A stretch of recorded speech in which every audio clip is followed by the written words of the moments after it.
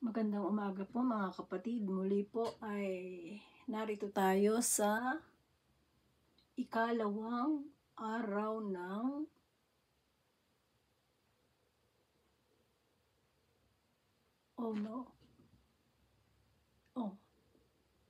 tama po.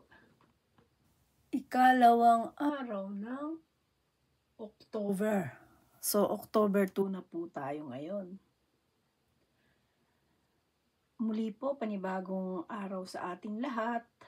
Naway datnang kayo ng kapayapaan ng ating Diyos, amang makapangyarihan sa lahat, sa pangalan ng ating Panginoong Hesukristo, ang Diyos ng mga Diyos, Diyos ng lahat ng propeta, Diyos ng lahat ng mga sumusunod sa Kanya. Nawa po ang Kanyang pagpapala ay sumaating lahat, at ganon din po sa panibagong buwan natin ngayon.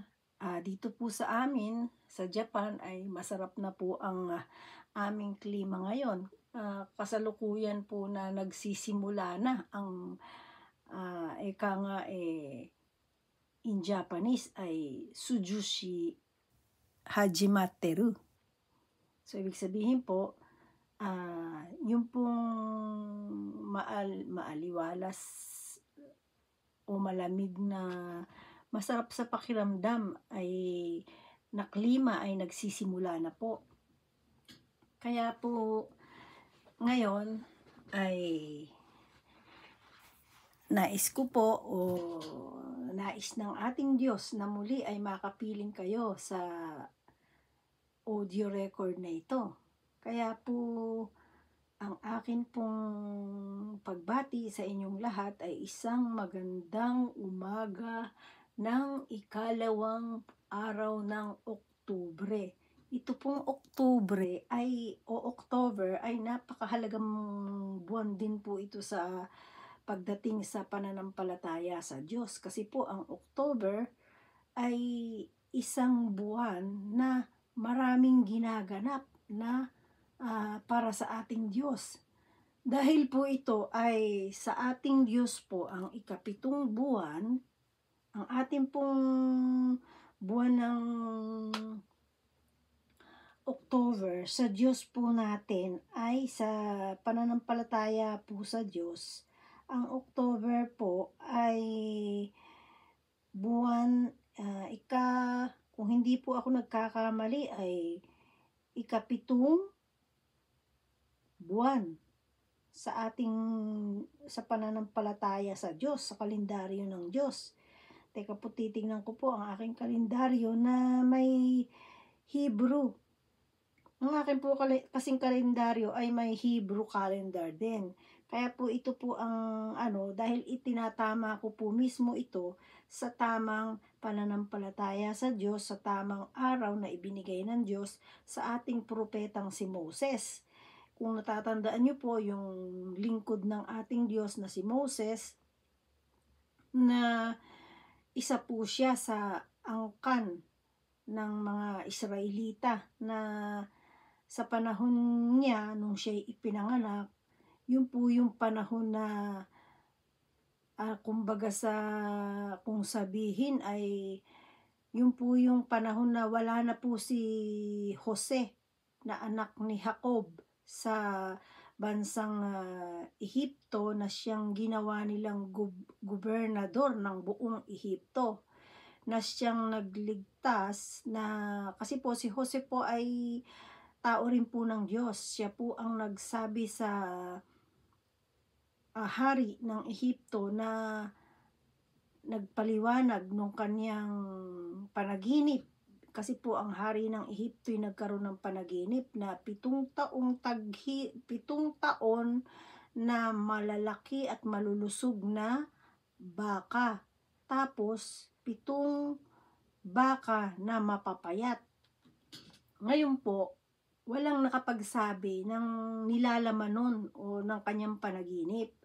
Kaya po ang ginawa po ng hari ng Ehipto ay nagtanong siya sa kanyang mga manghuhula, pero wala pong makahula. Kasi ayon po sa sa Biblia, ayon sa nasusulat dito sa Biblia na mga kinumpile na salita ng ating Diyos, ay ang 7 baka na malulusog at 7 baka na mapapayat ay Diyos lamang ang makakapagbigay ng kapaliwanagan. Ngayon po, ayan, siguro nakikita nyo naman sa screen. Ang nasa screen ko po ay ang aklat ni Isaya. Ito po ang aking Biblia. Mismong itinapat ko po ngayon ito at siya kong ginawang background para makita nyo kung ano ang aking Biblia, mga nilalaman. So, kaya po yung pagkakapaliwanag ni Jose na anak ni Jacob, si Jose po yung binenta ng kanyang mga kapatid sa mga Ehipsyo. Kung alam niyo po yung istorya niya yan. Pero paminsan-minsan, kung hindi niyo po alam, ay maririnig niyo rin po sa akin yan.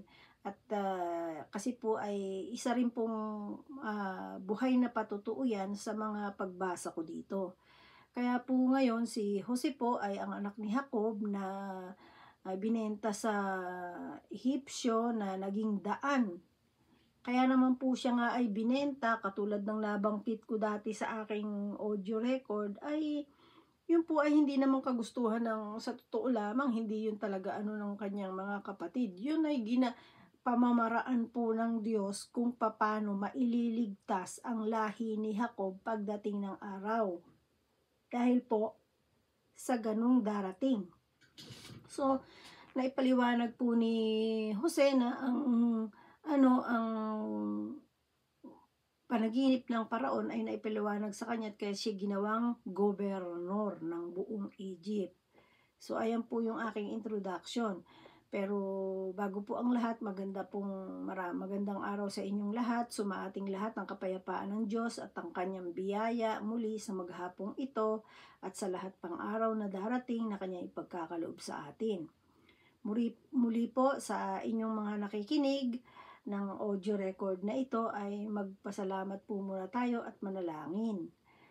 Sa lahat ng mga nakikinig, saan mang dako ng mundo, saan man nakakarating ang audio na ito, ay sumain niyo po lahat ng kapayapaan, pagpapala, at pagliligtas ng ating Diyos, ng mga Diyos na sumasalangit, ang Diyos Ama na nasa langit, na kasama ng ating Panginoong Hesukristo, kung saan ang ating Panginoong Hesukristo ay nakaupo sa kanyang kanan dahil matagumpay na po ang ating Panginoong Hesukristo. Pinapaalala ko po sa inyo yung dati nating audio na pinaliliwanag ko po sa inyo na wag na kayong sumasamba pa sa mga krus na ang Panginoong Hesus ay nakapako, kasi hindi na po siya yun. Yun po'y gawa na at panliling lang ng kaaway ng Diyos. Ang tao po ay sinasabi mismo ng Diyos, siya ay manalangin at makipag-usap sa Diyos sa Espiritu at sa katotohanan. When we say katotohanan, ito po yung mga salita ng Diyos na nasa Biblia, na nakasulat, nakakumpile sa Biblia. At ito naman po'y ipinasulat niya sa kanyang mga propeta, na kung may dumarating po na mga pilosopo na nagsasabing yung mga nakasulat sa Biblia sinulat lamang ng tao, wag niyo pong pakikinggan yun, dahil po kaya lang po nakasulat yon at tao rin ang inutusan dahil para din po sa tao. Kung siguro po para sa hayop yun, di ibibigay din po ng Diyos yun sa hayop, malay natin baka nga meron din sa hayop na kung marunong magbasa ba yung hayop, mga hayop, po. Pero ito po'y para sa tao. Para sa tao na siya mismong binigyan ng Diyos ng karapatan na mamahala sa mundo. Hindi po binigyan ng Diyos na mamahala ang mga kung sino-sinong demonyo, mga masamang espiritu. Hindi niya po binigyan ng pamamahala yan. Pinamamahala niya ang mismong tao niyang nilikha. Ang atin pong unang magulang, sina Eva at si Adan.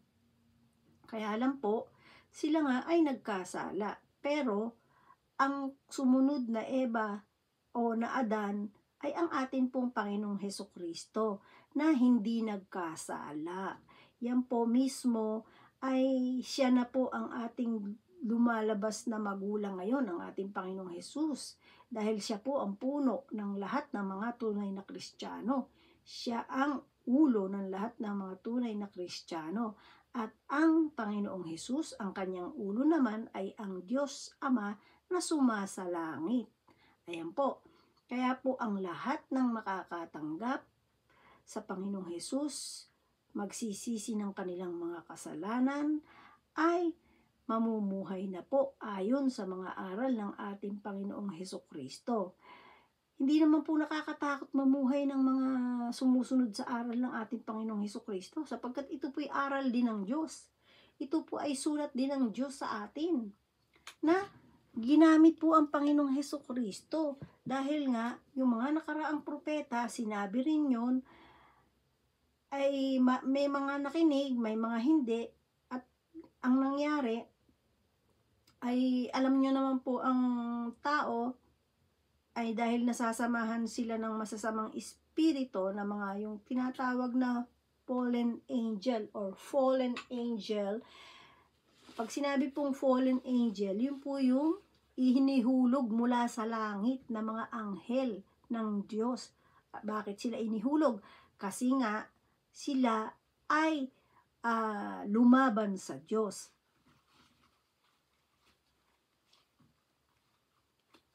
At ang kanilang pong pinuno ay si Lucifer na tinatawag. Yung pong Lucifer, ang ibig po sabihin nun ay isang shining star. Ang ibig po sabihin talaga ng Lucifer. Pero, nang siya ay lumaban sa Diyos, siya ay naging Satanas. Kung si Lucifer ay isang napakagandang anghel, nung pong siya'y lumaban sa Diyos, siya ay naging si Satanas na, alam nyo na kung ano itsura ni Satanas, kahit po sa imagination nyo lang, alam nyo na. Ngayon po, kaya po sila ay narito dahil itinapon sila, kaya ang sabi nga ng anghel, kawawang mga nasa tagalupa. Bakit sinabing kawawa? Kasi nga makakasama natin ang mga anghel na lumaban sa Diyos. Ngayon, yung mga lumaban na yon, dahil galit sila sa tao, ay ang kanilang iistorbohin ay ang tao. Pero bakit naman po inaalaw ng ating Diyos Ama yon?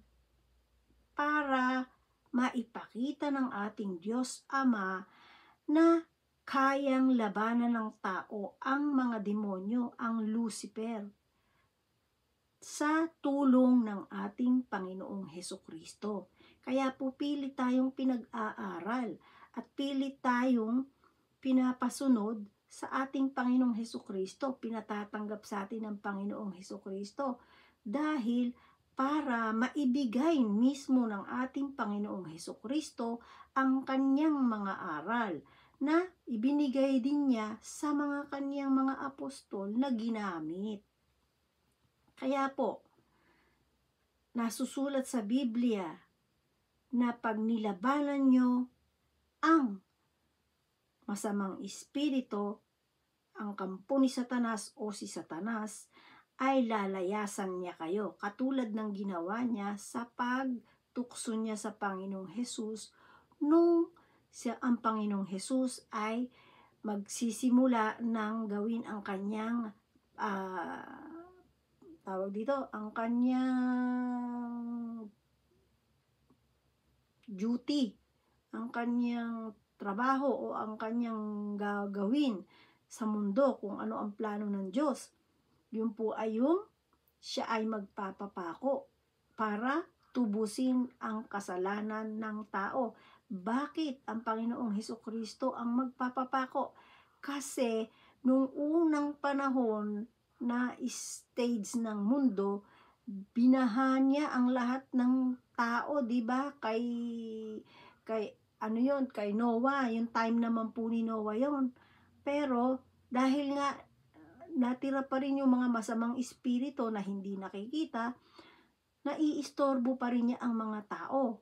Pero para po talagang tunay na magkaroon ng panglaban ang mga tao, ito na po ang mismong Panginoong Hesukristo, ang mismong nagparaya, nagsakripisyo para ang lahat ng tatanggap sa Panginoong Hesukristo ay maligtas.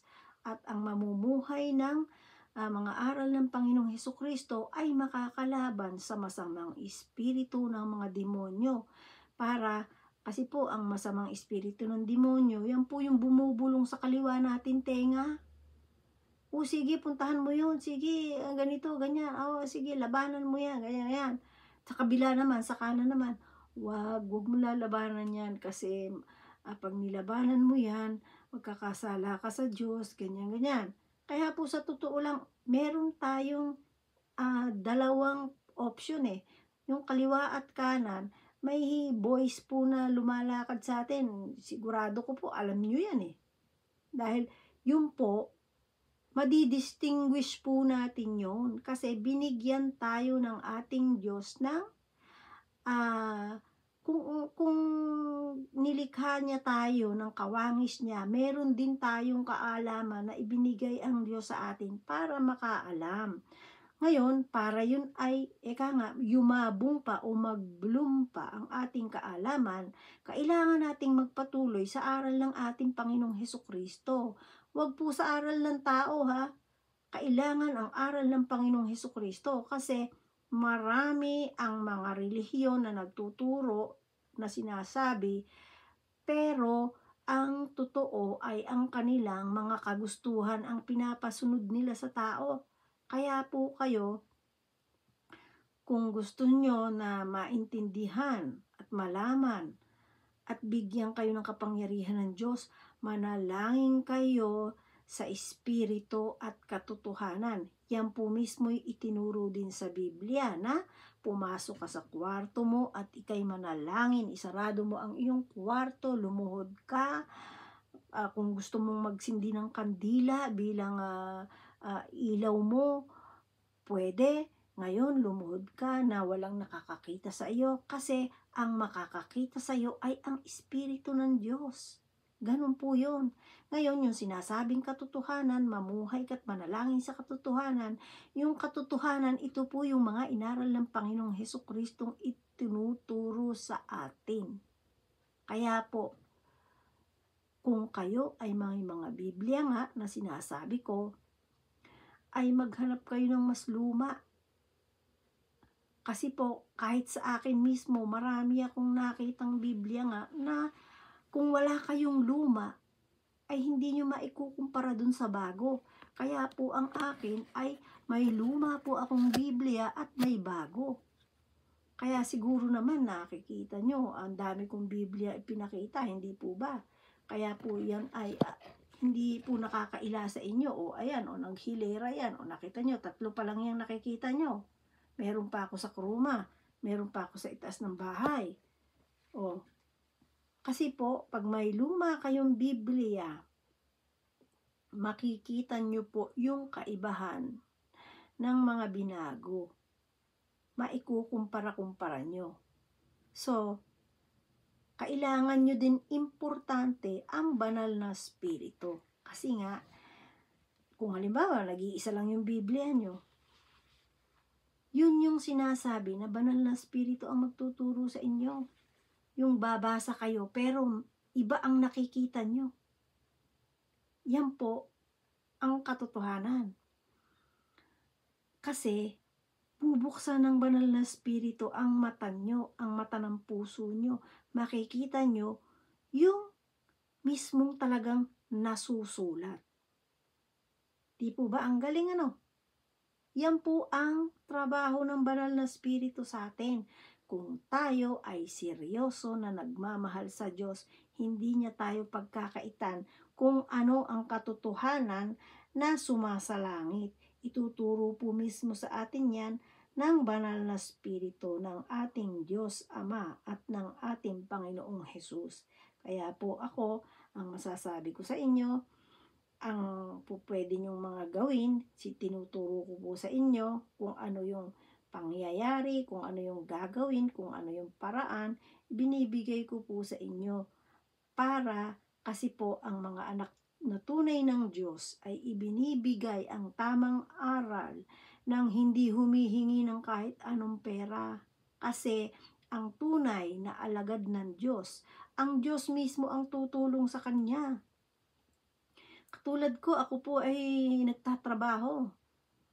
Lahat ginagawa ko. May trabaho ako sa bahay na ang aking pamilya, may trabaho ako sa trabaho ko. At yun po ang aking pinangsusuporta. Ganun po yun.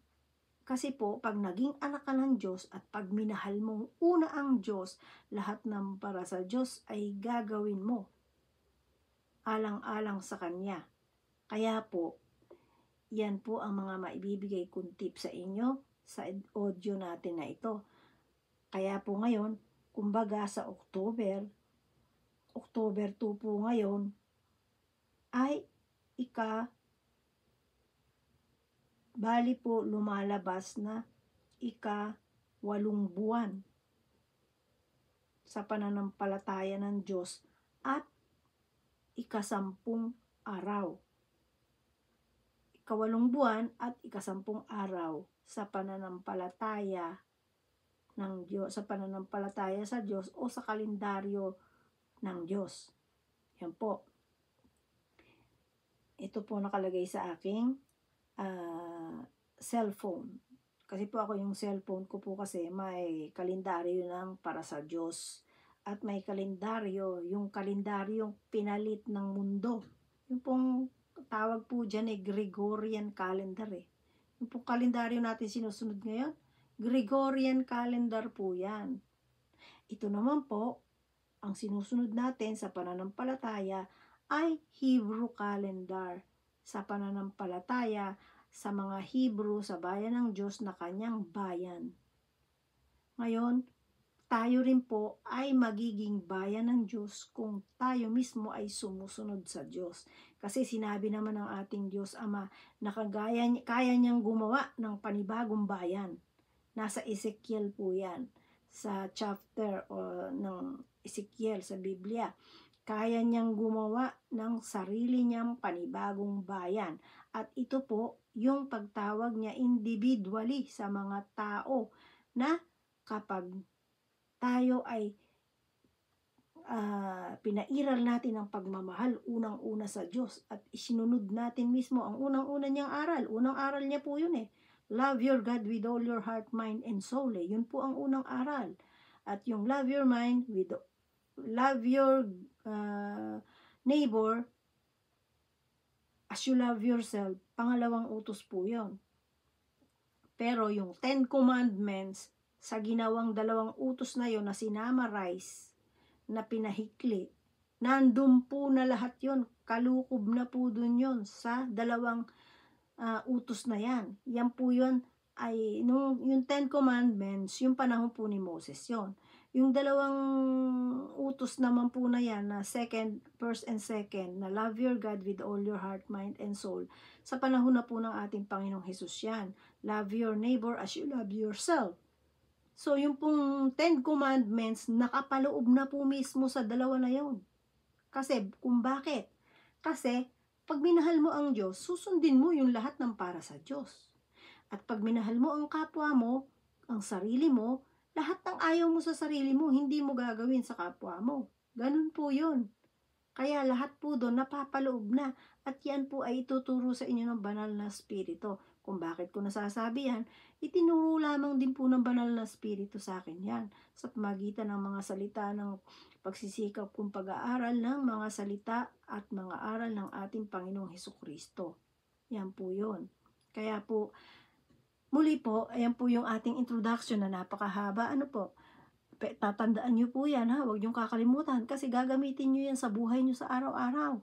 Dahil ang kampong po ni Satanas ay araw-araw ay nanggugulo sa buhay ng tao kasi galit siya sa tao dahil mahal ng Diyos ang tao. Pero yung mga taong nagtitigas ang ulo, inaalis ng Diyos ang kanyang paningin, ang kanyang presensya, at sinasarahan niya ang kanyang tainga sa mga taong matitigas ang ulo. Kaya tayo po ay magpakabuti tayo sa Diyos sapagkat Diyos ang magbibigay sa atin ng ating tamang daan. Okay po, manalangin po muna tayo. Ano po? Sa napakahaba pong introduction ko. O sige po, ito na po ang ating panalangin. O Diyos Ama naming na sumasalangit, Diyos na buhay at dakila, Diyos ng aming mga ninunong si Abraham, si Isaac at si Jacob, at Diyos din po ng mga taong sumusunod sa iyo, nagmamahal sa iyo at sa aming Panginoong Hesus, na siya naming Panginoon na nagbigay ng kanyang buhay upang kami ay maligtas, upang ang mga taong tumanggap sa kanya at mamuhay ng ayon sa kanyang aral ay maligtas at maging bagong tao. At ayon po sa iyong Biblia, sa iyong mga salita, ay kahit pa makasalanan ng isang tao kapag nagbago ay kaya mong gawing isang kasing linaw ng kristal, isang kasing puti ng kahit maputing damit na napakaputi ay kaya mong gawin.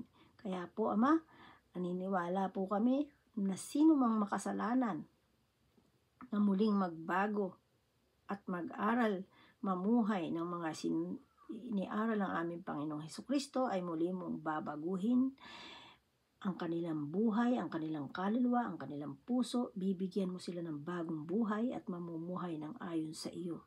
Kaya po Ama, kami pong lahat na nakikinig sa iyo at ako po bilang inyong tagabasa ay naririto pong muli at sa pamamagitan po ng iyo pong banal na Espiritu, naniniwala kami at nagtitiwala at lubos na umaasa sa lahat ng iyong kalooban ay maintindihan namin at maisabuhay. Kaya po muli Ama, sa araw na ito, muli mo pong ipadala ang iyong banal na Espiritu sa pangalan ng aming Panginoong Hesus na aming tagapagligtas upang ang lahat ng iyong kalooban ay aming maisabuhay, maisakatuparan, magawa namin sa aming buhay sa araw-araw at siya naming maging sanggalang sa paglaban sa mga masamang espiritu na gumagawa ng pang-iistorbo sa buhay ng tao sa araw-araw. At sinabi mo nga po na ikaw mismo ay siyang magsasanggalang sa iyong mga anak. Kaya po muli narito po kami upang mag-aral, makinig ng iyong mga salita para po sa aming kalakasan, katatagan, at higit sa lahat, sa karunungang nagmumula sa iyo po na upang magamit namin sa aming buhay hanggang sa pagdadating ng aming Panginoong Hesukristo. At inaangkin po namin ang katagumpayan ng aming araw na ito at sa darating pang araw sa paghihintay namin sa pagdating ng iyong bugtong na anak na aming Panginoon at tagapagligtas. At muli po ay itinataas po namin ang lahat ng papuri, pasasalamat, pagluluwalhati, pagsamba at pagpupuri, Ama, tanging sa iyo lamang, sa iyong luklukan, sa pangalan ng aming Panginoong Hesukristo ay itinataas namin. Muli po Ama, all glory and honor is all yours forever and ever. Our Lord, our Father God in heaven, our King, our Savior, oh blessed Father, our God Jehovah, our Yahweh El Shaddai, in the name of your Son Jesus, our King and Lord, all glory and honor and power is all yours forever and ever. Lahat po ng aming itinaas, Ama, ay inaangkin namin at pinaniniwalaan sa dakilang pangalan ng aming Panginoong Hesukristo. Amen and Amen. O ayan po, nanalangin na po tayo at tayo po ay magsisimula ng ating pagbabasa. Ayon po dito sa Isayas. Ito po ang Isayas ito po yung unang chapter. nakapag-record po ako ng Isayas, pero inumpisahan ko po yung ano po sa akin ng banal na spirito, pero ngayon pa lang po bali tayo magsisimula sa unang chapter ng Isayas. At ito pong Isayas ang kahuli-hulihang aklat na nagawa, na isulat. At ito nga po ang nagsulat ay ang propeta Isayas. Ito po ang lahat ng naririto ay ang ukol sa pagdating ng ating Panginoong Hesus. Kaya po ang ating Panginoong Hesus, ito rin po yung binasa niya yung tungkol sa Isayas na sinabi ng ating pong Panginoong Hesukristo doon na ang tawag dito, ang testamento ay fulfilled na yun po yung nagalit sa kanya yung mga Hebrew, mga Hudyo, na bakit niya sinabing fulfilled na. Sabi niya, sino ka ba? Ganon. Yun po ay nasa movie naman po ni Jesus Christ naman yon. Para po mas maganda, kaya po ang pag-aaral po kasi ng salita ng Diyos ay maraming klase, hindi lamang po sa pagbabasa. Kapag po natutunan nyo yung mga tamang aral ng Diyos, kahit po yung mga na-upload na video sa YouTube, makikita nyo po kung alin ang tama dun Kaya po makikita nyo, excuse me, makikita nyo po yung katotohanan. Yun po ang ibig kong sabihin. Kasi marami po mga video sa YouTube na although may mga kasama siyang tunay, may mga mas marami yung hindi. Pero kung kayo ay malalaman nyo yung salita at turo ng ating Panginoong Hesukristo, ang salita ng ating Diyos, yung katotohanan, ay malalaman nyo po kung alin yung tama at mali. Kahit po manood kayo ng hindi purong tama. Kahit kalahati yung tama, kalahati yung totoo, makikita nyo doon kung alin yung tama. Excuse me po. Ayan. Inaano po ng ating kalaban yung ating boses. Para tayo ay istorbohin. Pero sa pangalan at sa pamagitan ng dugo ng ating Panginoong Hesukristo ay inaalis ko ang anumang istorbo ng kalaban.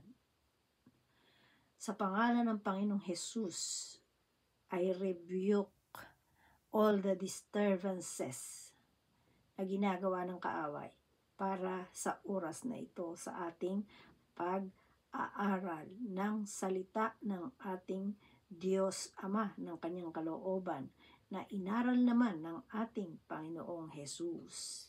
Amen. Ang lahat po ay magsabi ng Amen. Dahil yan po talaga ang ating dapat gawin. Kapag tayo iniistorbo ng kaaway, i-rebuke natin sa pamagitan ng makapangyarihang pangalan ng Panginoong Hesus. At sa pag-mention nyo po, by the blood of Jesus, ikaw ay matagal nang tinalo ng aming Panginoong Hesukristo. Yan po.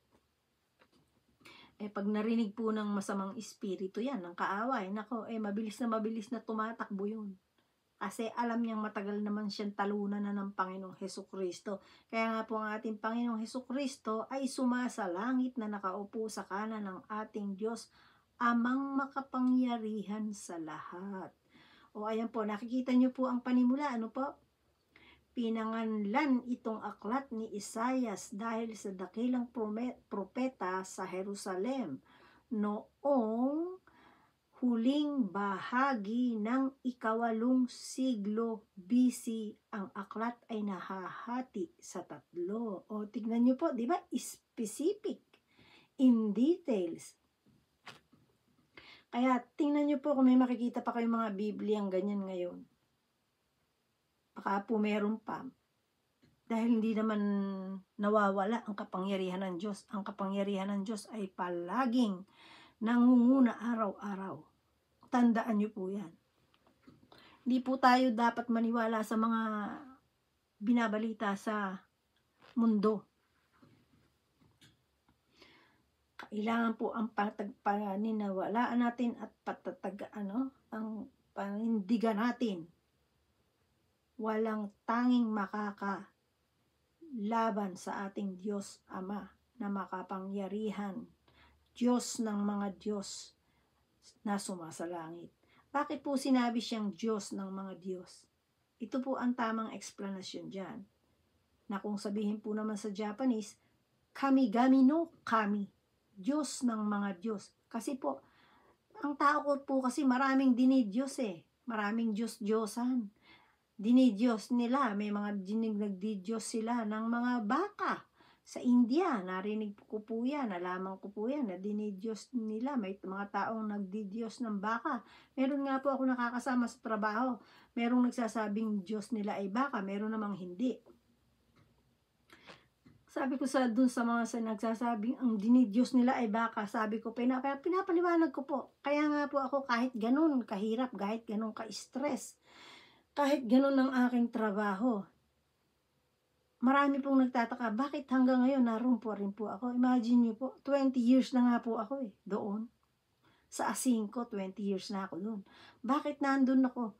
Kasi naintindihan ko po na nasa plano ng Diyos, hindi sa plano ko.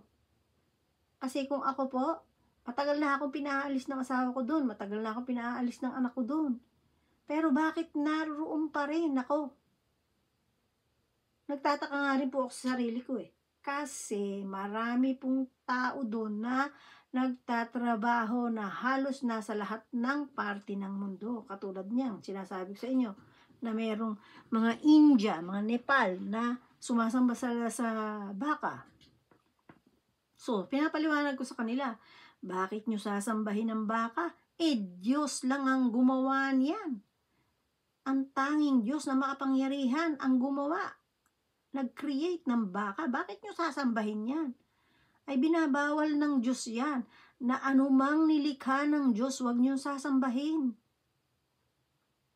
Kaya nga po nasusulat sa Biblia, sabi ng Diyos, yung sama ng loob niya doon, sinamba nila ang nilikha ng Diyos kaysa dun sa lumikha. O di po ba, maliwanag na nilikha ng Diyos yun Tapos yung lumikha, hindi nyo sinasamba. Ang sinasamba nyo, yung nilikha niya. O di malaking, ang tawag dyan, malaking pang-aasar sa Diyos yun. Ang ating Diyos pa naman, ang Diyos ng mga Diyos, ay isang mapanibughuing Diyos. Ibig sabihin mapanibughuin, siloso, ay natural. Karapatan niya yun. Siya lang ang may karapatang magselos. Hindi tayo. Hindi tayong tao. Kapag tayong tao nagseselos, hindi tayo sa Diyos. Hindi, kasi ang Diyos lamang ang may karapatang magselos sa lahat ng bagay. Dahil siya lamang ang Diyos na ating Diyos. Na nabubuhay, makapangyarihang Diyos. Diyos na hindi nakikita. Katwiran nila, kasi yung tribulto, para din naman sa kanya yun Aba, hindi Sige nga. Pag merong sumasamba na sa larawan ng ng ibang babae, sasabihin mo, hindi, kaya lang nandyan yan kasi sinasamba ko lang yan para inaalala ko siya. Kung ikaw ay misis, halimbawa po kung ikaw ay misis, sasabihin ng asawa mo, ay nandyan lang yan kasi iniidolo ko lang yan. O palagay mo hindi ka magselos? Pero kung tayo ay sumasa Diyos, hindi natin dapat ikapagselos. Kasi ako dati nagseselos din ako pero nung nalaman ko ang tunay na salita ng Diyos, ang katotohanan, hindi ako nagseselos. Sa totoo lang po, nilalabanan ko yan. Kasi po yan, syempre tayo, flesh, may laman tayo. Ang laman po natin, prone ng kasalanan yan kasi nagagamit yan ng kaaway So, kailangan natin labanan yon. Isaisip natin na wala tayong karapatang magselos. Dahil kung nananalaytay ang banal na espiritu, kasi templo tayo ng Diyos yung katawan natin, templo ng Diyos. Pag sinabing templo ng Diyos, yan pinamamahayan ng Diyos. So, kailangan ang mamutawi dyan ay ang kalooban ng Diyos. Kaya dapat gawin natin, kung tayo nagmamahal sa Diyos, ay hindi ito dapat sa akin. Parang ganito po, ako po kasi, pag nagagalit, may taong gumawa sa akin ng masamang talaga namang hindi ko matake, na hindi ko talaga matanggap. Siyempre, ikaw ba naman yung gawin mo lahat ng makabubuti? Kahit wala ka, kahit hindi mo magawa yung gusto mo, kahit hindi nangyari yung dapat ay sa'yo, pero inuna mo yung sa kanila, bago lalabanan ka. Di ba napakasakit sa inyo yun? Marami pong tao akong naririnig, talagang hindi nila mapatawad. Pero ako, nung maintindihan ko ang salita ng Diyos, alam mo po kung ano sabi ko? Diyos Ama sa langit, ikaw ang makapangyarihan sa lahat. Ito pong galit na ito hindi nararapat sa akin. Hindi po ito bagay sa akin. Kaya po, tulungan mo po ako na makalimot, alisin ang galit na ito. Tulungan mo po ako na mapatawad ko sila. Ipakita mo po sa akin ang nagawa nilang mabuti kahit kapiranggot. O kung meron man, kung wala man, pilit mo pong ipahiwatig sa akin ang nagawa nilang mabuti kung ano man yon, para sa pamagitan nun ay mapatawad ko sila, maalis ko ang galit ko sa kanila. Yun po. Kasi unang-una, kapag may galit tayo sa katawan, sa puso, ang labas po niyan, ang nagiging consequences niyan ay sakit sa katawan. Kung ano-ano pong sakit ang lumalabas sa katawan. Yun po. Kaya kung gusto nyong maging malusog, maging malakas, manatili kayong bata, manatili kayo kung anong edad nyo na nakilala ang Diyos, maging ganun kayo, kasi yun ang nasasabi sa Biblia, kung paano mo siya nakilala, mananatili kang ganun. Kaya gawin nyo po kung ano ang nasusulat. Sundin nyo po yun. O ayan po, ang panimula. Pinanganlan itong aklat ni Isaias dahil sa dakilang propeta sa Jerusalem noong huling bahagi ng 8 siglo. Tama-tama po. Tayo po ay nasa 8 buwan naman po tayo ngayon sa pananampalataya. Ang aklat ay nahahati sa 3. Huling bahagi ng sa 3, nahahati sa 3. Ito po, nakita nyo naman, 1, 2, 3, naka-specified po dyan in details ha.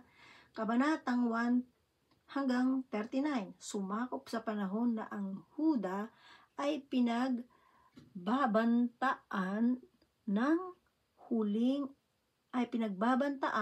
ng Assyria. Nakita ni Isaias na hindi lamang ang lakas ng Assyria ang tunay na banta sa buhay ng Huda, kundi ang kasalanan at pagsuway at ang kawalan nila ng pagtitiwala sa Diyos. O kayo po ba may tiwala kayo sa Diyos? Tanungin niyo po ang sarili niyo. Kaya po tayo naiistorbo ng kaaway. Isa po yun. Kung tayo'y hindi full, kahit sabi mo 1,000%, meron ka bang pagtitiwala sa Diyos? Baka ang pagtitiwala mo ay mas malakas pa ang tiwala mo sa sarili mo kaysa sa Diyos. Huwag ka na pong magtaka kung ano yung buhay mo ngayon. Kung hindi ka mapayapa, ganun po yun. Kaya, ayan po, sa pamagitan ng mariing pangungusap at pagkilos ng propeta, ang bayan ay tinawagang mamuhay na may katuwiran at katarungan. Binabalaan sila na ang di pagtalima sa Diyos ay tiyak na maghahatid sa kapahamakan at pagkawasak. Hinulaan din ni Isayas ang pag-iral ng pandaigdig na kapayapaan at ang pagparito ng isang magiging huwarang hari buhat sa lipi ni David. Ayan po ang ating Panginoong Hesukristo na magmumula sa lipi ni David. Ayan po, maliwanag po yung unang kabanata. Ayan.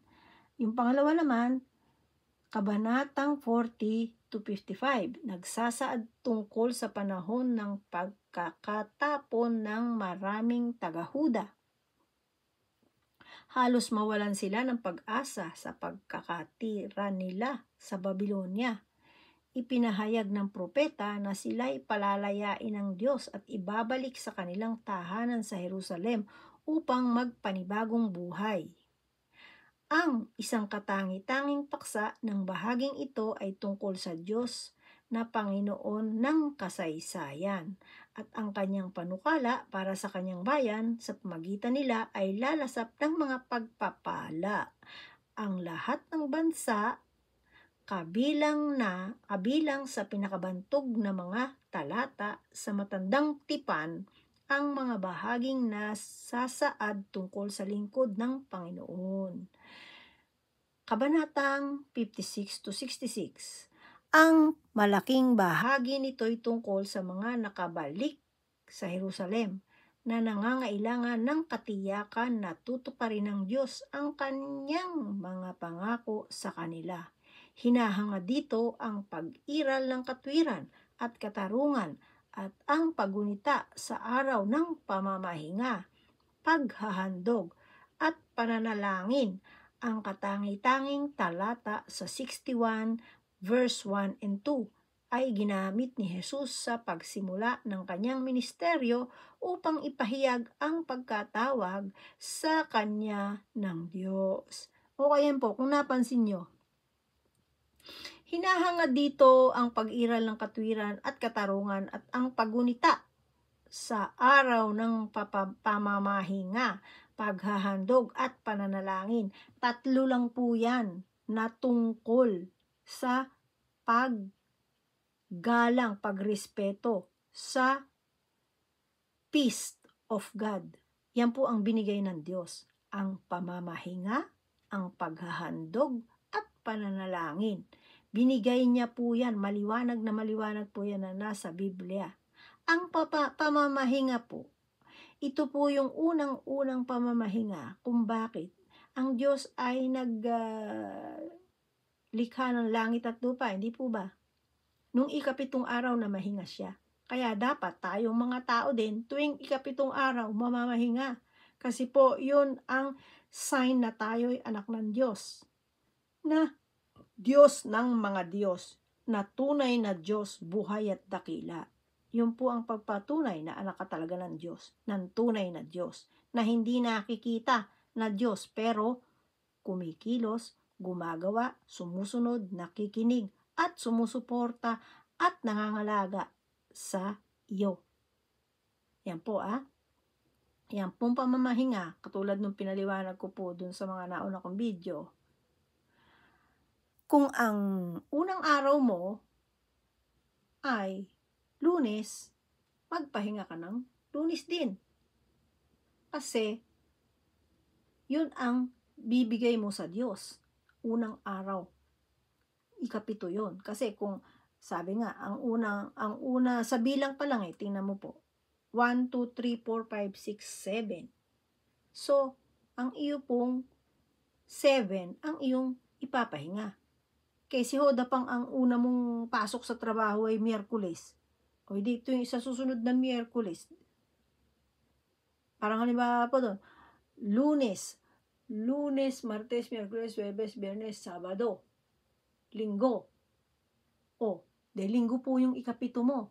Kung unang araw ay Lunes mo, ang ika-7 mo pala ay Linggo. Kaya po Monday, halimbawa ang Monday mo ay 1. Kundi Monday, Tuesday, Wednesday, Thursday, Friday, Saturday, Sunday. So, ika-7 mong araw ay Sunday. So, mamamahinga ka po sa ika-7 araw mo. at makikipagniig, makikipag-communicate ka sa Diyos. At kung talagang mahal na mahal mo ang Diyos, yung una mong araw, yung Lunes, bigay mo yung i-offer mo sa Kanya. Parang ganito po, sabi po ng Diyos, kung gusto nyo akong makasama sa inyong hapagkainan. Halimbawa, pinanata mo tuwing unang araw, magluluto ka ng fried chicken. Isang buong fried chicken. Kakainin nyo yun ng buong pamilya mo, yung fried chicken na yun. At huwag kang magtitira. Yun po ang kautos-utusan ng Diyos, huwag kang magtitira. Uubusin nyo yun ng iyong pamilya sa araw ding iyon.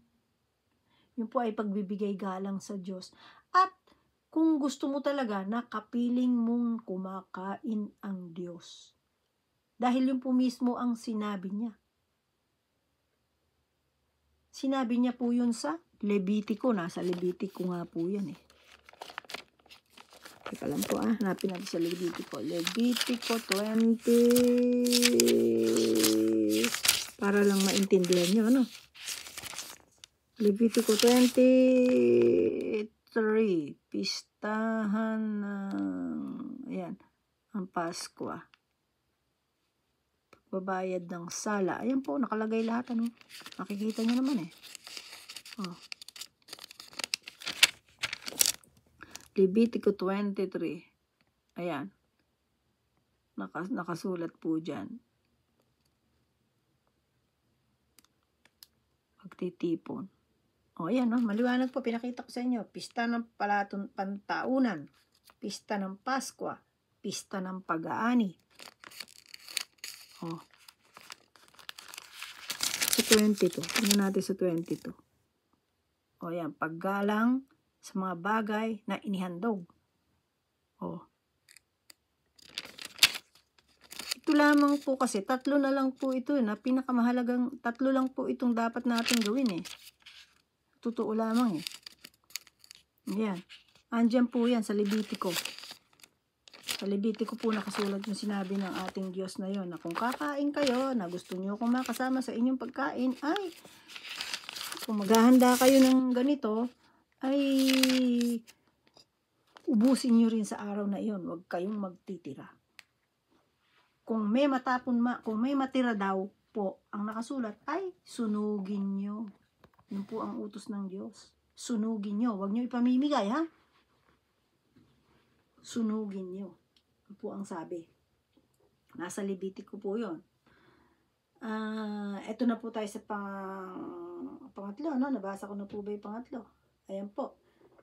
Kabanatang 56 to 66, ang malaking bahagi nito ay tungkol sa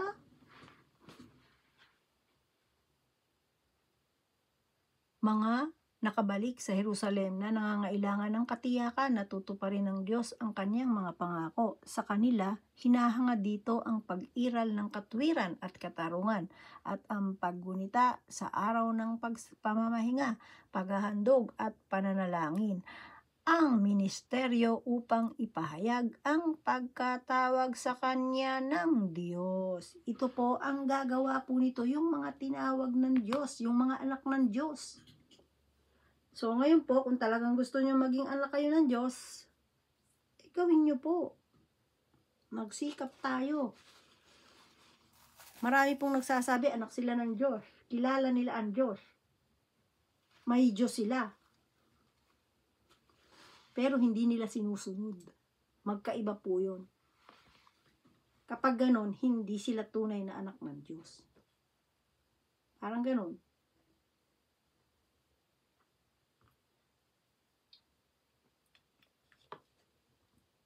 Maliwanag po yan. Ano po? Uminom lang po ako ng konti at para naman hindi manuyo ang aking lalamunan para tayo makadiretso. Ayan po. So, ayan po yung tatlong classification. Classification ang nga ba tawag dito? Contents, 3 contents ng Isaya. So, pagdating naman po tayo, dito naman sa nilalaman, teka, iusog ko po ang aking ayan po ang nilalaman. Ang nilalaman po nito, mahalaga po kasing meron kayong ganito na Pero, sabi nga po, kung talagang wala na kayong makikita, no choice tayo, kundi makinig po kayo. At dito po marami kayong maaaral. Matututunan nyo po ang paglaban natin sa buhay, mas lalo pa tayong tatatag. Haya naman po ang nilalaman, mga babala at mga pangako, pagpaparusa sa mga bansa, ang paghatol ng Diyos sa sanlibutan. Maliwanag po karagdagang mga babala at mga pangako. Si Haring Ezekias ng Huda at ang mga taga-Assyria. Ano po ba nangyayari sa Assyria ngayon? Diba? Naglalaban-laban sila. Yan po ay mga pangitain. Pangitain po yan sa mga huling panahon ng pagdating ng ating Panginoong Hesus. Ang mga pangungusap na may pangako at pag-asa. Mga babala at pangako. Ayan. Kaya nakikita nyo naman po ang ating mga binasa. Napakaliwanag. Ngayon po, para po makapagpatuloy tayo, pansamantala pong mapuputol itong aking audio, pero babasahin ko muna yung chapter 1. At itutuloy pa rin po naman natin yon para sigurado tayo. Alam niyo po sa Biblia, sa mga nilalaman ng mga maraming ang presensya ng Diyos na ibinigay, lalo na po sa panahon ngayon, sa panahon ng bago dumating ang Panginoong Hesukristo, ay ang sa Isaya po, isa po yan sa napakaraming pagsasalita ng Diyos. Ayan, dito po sa chapter 1 or kapitulo 1, mula 1 hanggang makikita nyo po yung mga guhit-guhit ko, po? Matagal na po yan. Matagal na pong may mga guhit yan Hindi ko naman matandaan. 20 years na po yung mga guhit na yan. Ayan, kapitulo 1.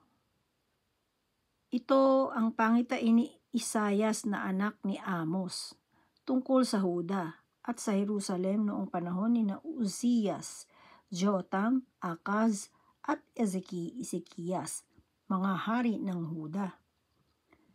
Sumbat sa bayan ng Diyos. Ayan. Maliwanag. Sumbat sa bayan ng Diyos. Itataas ko po ng konti ang Biblia ko,